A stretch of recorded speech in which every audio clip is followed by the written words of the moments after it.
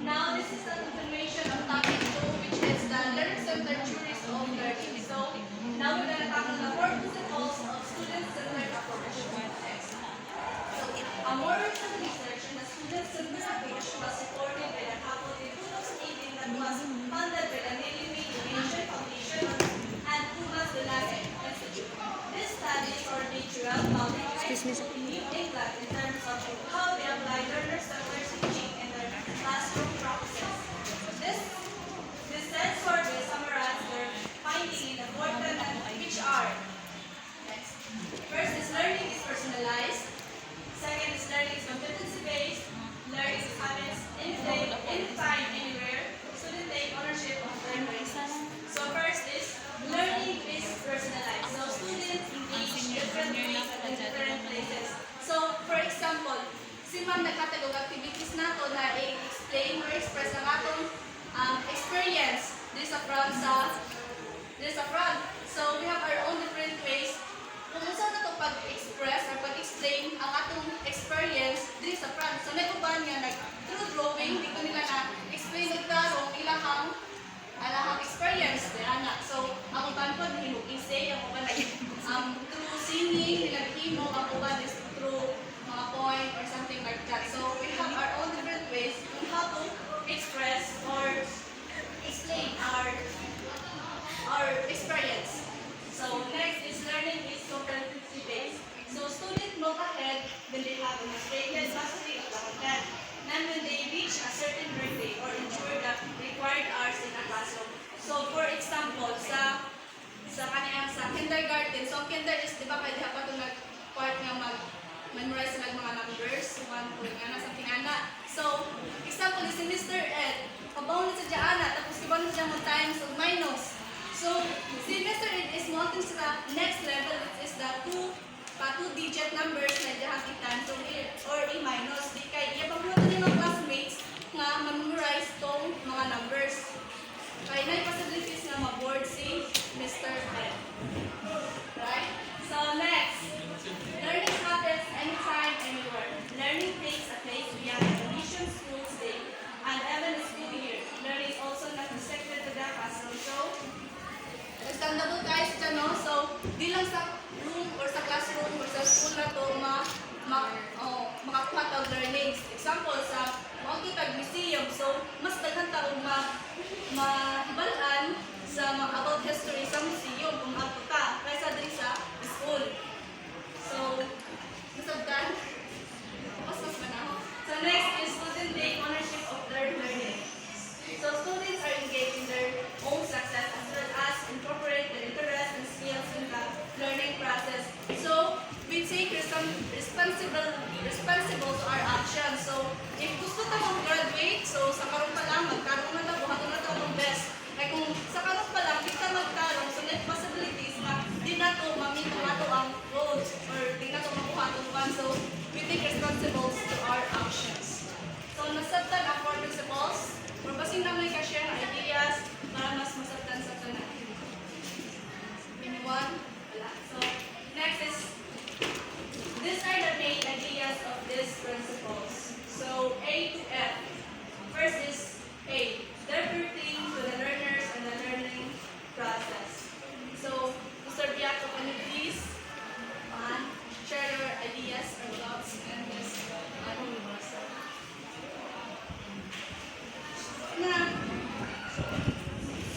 The way pertaining to the learner and the learning process.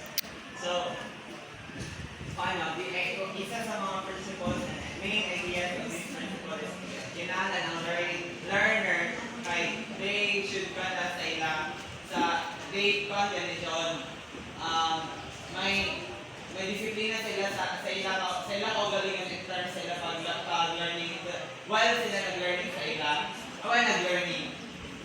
So, thank you. So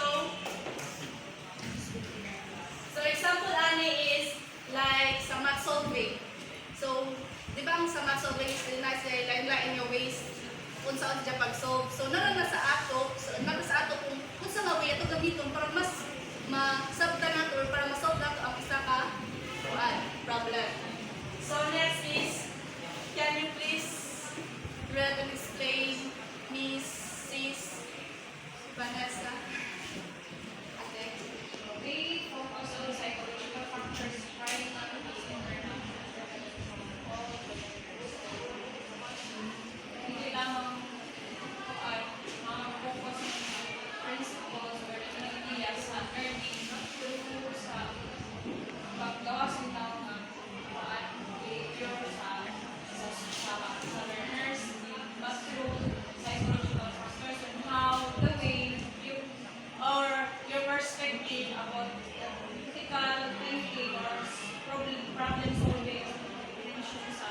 but you have to find a lot of strategies to apply the knowledge and to profound the knowledge you want to discover new things for you to be able to share it to everyone.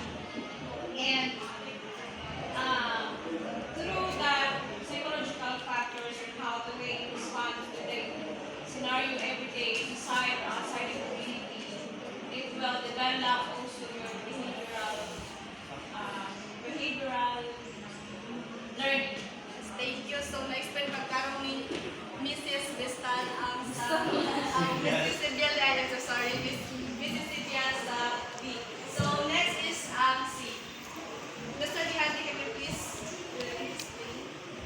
We deal with external and contextual factors that interact with the internal factors. These factors of internal kaya ito na dyan kung makuha na to sa gawas mo sa society kung ma-influence sa internal factors. So, Miss... So, hindi ko explain na yung contextual factors at interact with the behavioral factors.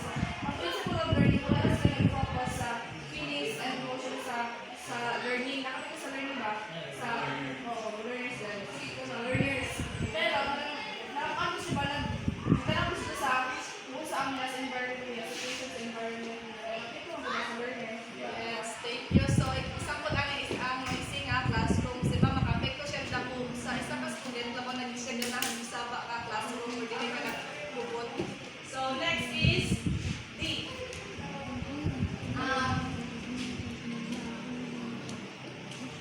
Miss... Ano? Kasi niya si Miss Bernaldez.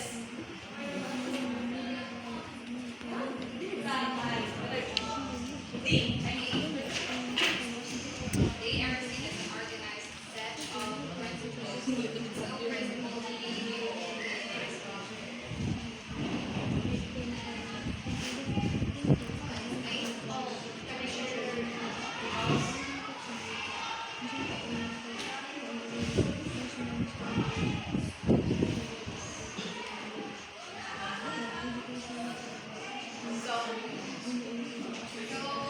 iba hindi lang siya mag-focus into one aspect lang kundi kanang into general gani para siya ma-organize and then para dili siya ma-view as an outcast.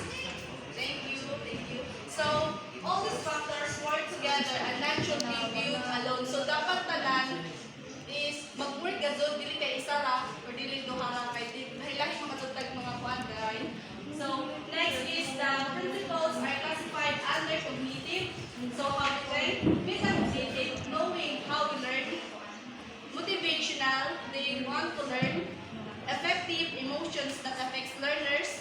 Development, change as we grow. Social, interaction with others. And the individual differences is our personal traits. So, these factors related to the learning. So, F, these principles apply not only on learners but to everybody involved in the educational system, which are mga teachers, administrators, parents, staff, and guidance counselor. So, there's any questions, ha? Sa A, asa? A, Miss Apple.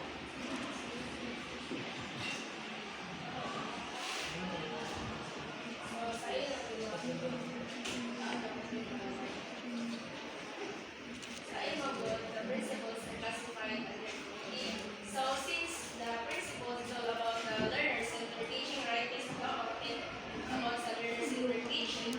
So, it's simply recognize about the cognitive. So, cognitive is about our thinking skills. Hindi naman kung kita ng iba students kita lang ang learning. So, kita man yung kanano, your parents, teachers, kanano po sa mga community. And then, ang meta-cognitive, the thinking skills, therefore, that's a process of thinking. And then, motivational, which means in every aspect of our being, there should be experiences that deals with our own emotions and feelings na makahatag sa ating lesson learned. And of course, if not a lesson learned, it will speak to affect our own psychical being. And then, there